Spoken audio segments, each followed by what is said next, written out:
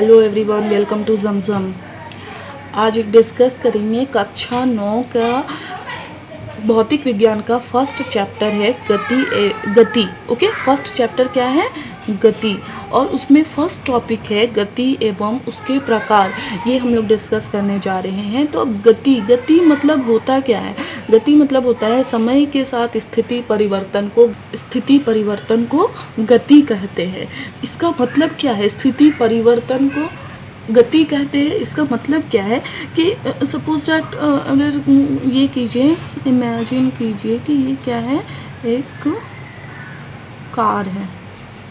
ठीक है, ये एक कार है, वो अभी यहाँ है। ठीक है, थोड़ी देर बाद चलना शुरू किया और वो कार क्या हो गया, यहाँ पर आ गया। तो समय के साथ इसका स्थिति क्या था? ए था। ठीक है, ए जगह पर खड़ा था, लेकिन समय के साथ उसका स्थिति बी जगह पर वो खड़ा है। स्थिति में बदलाव हुआ ना, समय के साथ स्थिति में बदलाव हुआ। ए से कहाँ पर चला गया?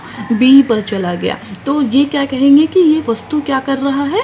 गति कर रहा है। ठीक है, उसी तरह से अगर हम लोग कोई दूसरा एग्जाम्पल लेते हैं और देखते हैं कि क्या हो रहा है कि कोई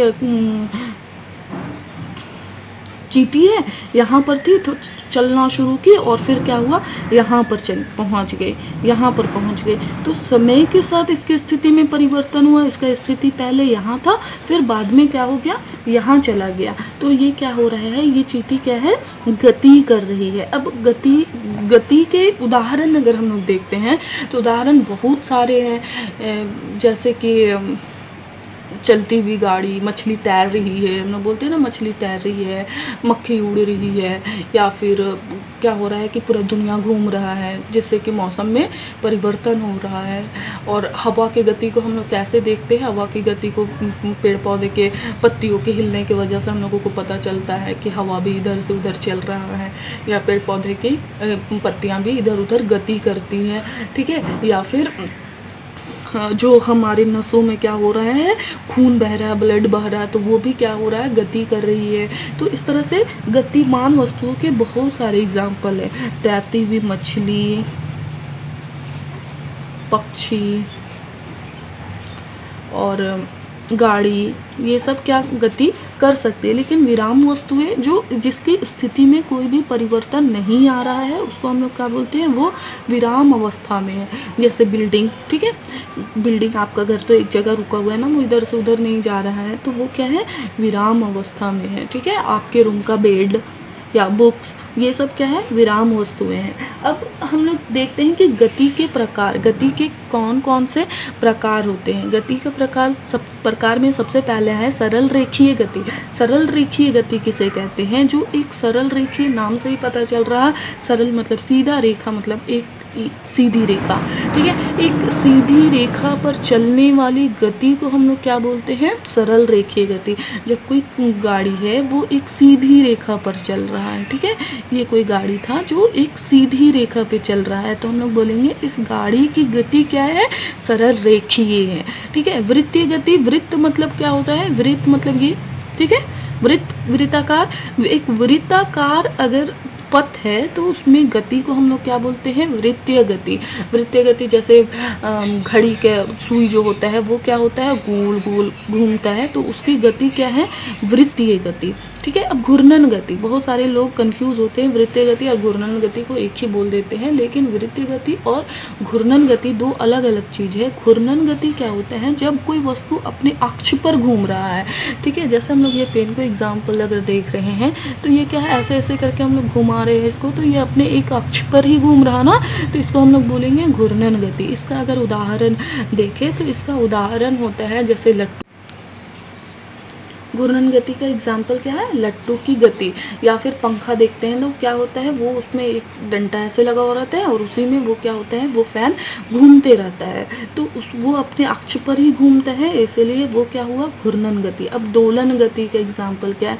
दोलन गति, जब आप ऐसे झूला लगाते हैं, इसमें बैठ के कोई झूल रहा है, ठीक है, इसमें बैठ के ऐसे ऐसे जा रहा है, तो ये क्या हुआ, दोलन गति। इसका एक और उदाहरण है कि जो किसी घड़ी में पेंडुलम होता है ना, जो क्या होता है हर एक सेकंड में ऐसे और ऐसे घूमता रहता है, तो वो क्या हुआ, दोलन गति हुआ।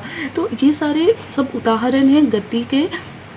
और अब हम लोग देखेंगे कि गति का निर्धारण कैसे करते हैं, दूरी का निर्धारण कैसे करते हैं, और किसी भी चीज़ के स्पीड का, चाल का कैसे निर्धारण करते हैं। तो उसके निर्धारण के लिए सबसे पहले हम लोगों को एक निर्देश बिंदु लिया जाता है, ठीक है, निर्देश बिंदु।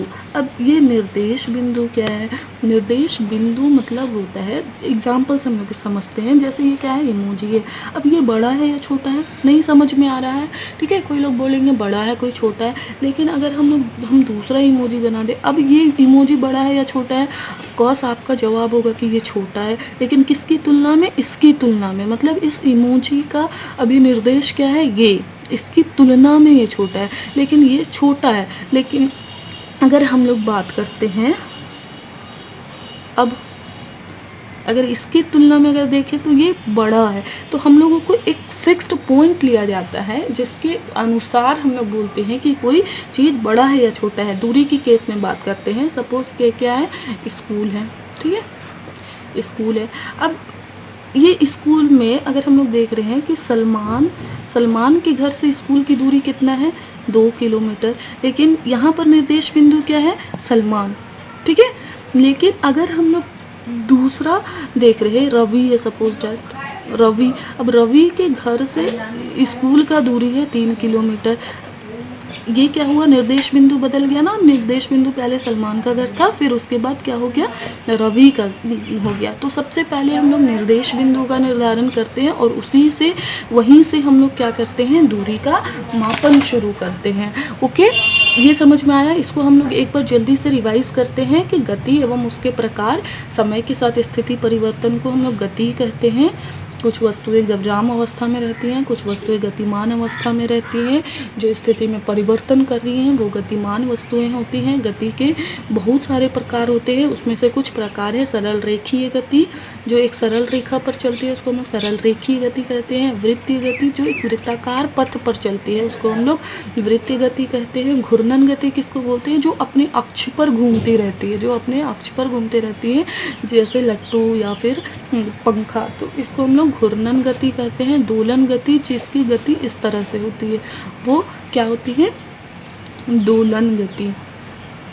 ओके, ये अगर समझ में आया हो तो लाइक करें, सब्सक्राइब करें। Okay, thank you.